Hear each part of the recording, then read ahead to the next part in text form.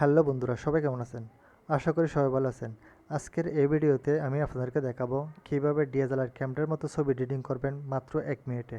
যাদের DSLR camera নেই বা ডিএসএলআর ক্যামেরার জন্য মন খারাপ, তো তারা ভিডিওটা শেষ পর্যন্ত দেখবেন।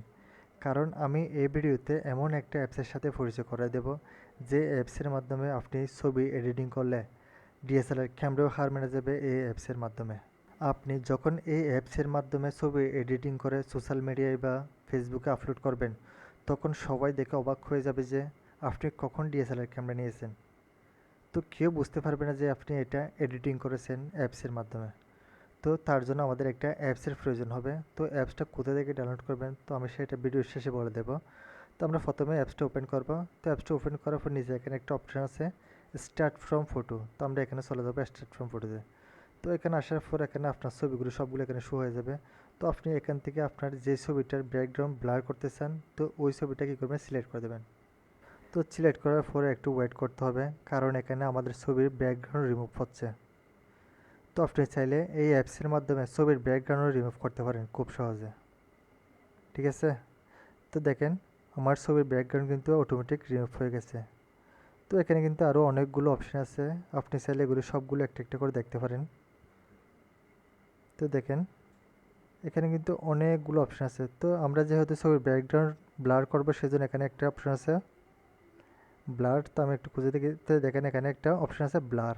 তো আমরা কী করবো, এই ব্লার অপশানে ক্লিক করব। তো দেখেন আমার ছবিটা কিন্তু অটোমেটিক ব্লার হয়ে গেছে, একদম ডিএসএলআর ক্যামেরার মতো। তো আপনি এখানে চাইলে এই ব্লারটা কমাতেও পারেন, বাড়াতেও পারেন, ঠিক আছে। কমিয়ে দিতে পারেন, বাড়িয়ে দিতে পারেন। তো তার জন্য কী করবেন, এখানে একটু নিচে আসবেন।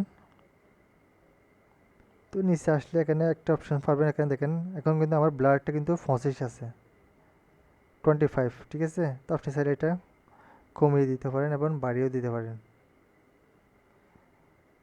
তো আপনার পছন্দ মতো আপনি এটা কমিয়েও রাখতে পারেন, হালকা ব্লারও রাখতে পারেন, একদম বেশি ব্লারও রাখতে পারেন, ঠিক আছে।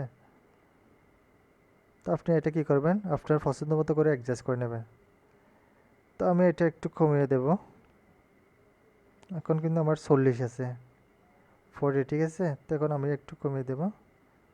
তো এটা আমি 25-এ রাখবো, ঠিক আছে। তো আপনিও আপনার পছন্দ মতো করে এটা ব্লার করে নেবেন, ঠিক আছে। তো এবার আমরা দেখব কীভাবে এটা সেভ করব।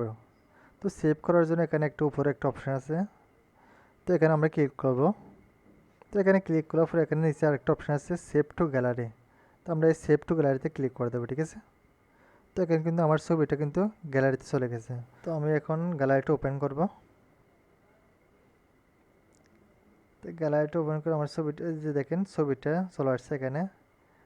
তো যে দেখেন ছবিটার কিন্তু কোনো প্রকার কোয়ালিটি নষ্ট হয় নাই। ছবির ব্যাকগ্রাউন্ড কিন্তু খুব সুন্দর বা ব্লার হয়েছে। যে দেখেন কেউ কিন্তু বুঝতে পারবে না যে এটা আপনি অ্যাপসের মাধ্যমে করছেন। সবাই দেখলে বলবে এটা আপনি ডিএসএলআর ক্যামেরা দিয়ে ছবি তুলছেন। তো ভিডিওটা ভালো লাগলে একটা লাইক দেবেন আর কমেন্ট করে জানাবেন ভিডিওটা কীরকম হয়েছে, ঠিক আছে। তো আমরা এখন দেখব অ্যাপসটা কীভাবে ডাউনলোড করবো এবং কোথা থেকে ডাউনলোড করব। তো তার জন্য আমরা চলে যাব প্লে স্টোরে। তো প্লে স্টোরে আসার পর আমাদের এখানে একটা নাম সার্চ করতে হবে। নামটা হলো ফটো রুম। তো নামটা আমি আপনাদের সুবিধার্থে ফার্স্ট স্ক্রিনে দিয়ে দেবো। তো নামটা হলো কি ফটো রুম, ঠিক আছে। তো নামটা সার্চ করলে এই অ্যাপসটা একদম সবার উপরে চলে আসবে। তো এই অ্যাপসটির লোগোটা একটু ভালো করে দেখে নিন। তো আমার এখানে যেহেতু আগে থেকে ডাউনলোড করা ছিল, সেজন্য আমার এখানে ওপেন দেখাচ্ছে। তো আপনারা এই অ্যাপসটা ডাউনলোড করে নেবেন আর আমার চ্যানেলটি সাবস্ক্রাইব করতে ভুলবেন না। ধন্যবাদ ভিডিও শেষ পর্যন্ত দেখার জন্য। আশা করি আপনারা সবাই আমার থেকে ভালো এডিটিং করবেন।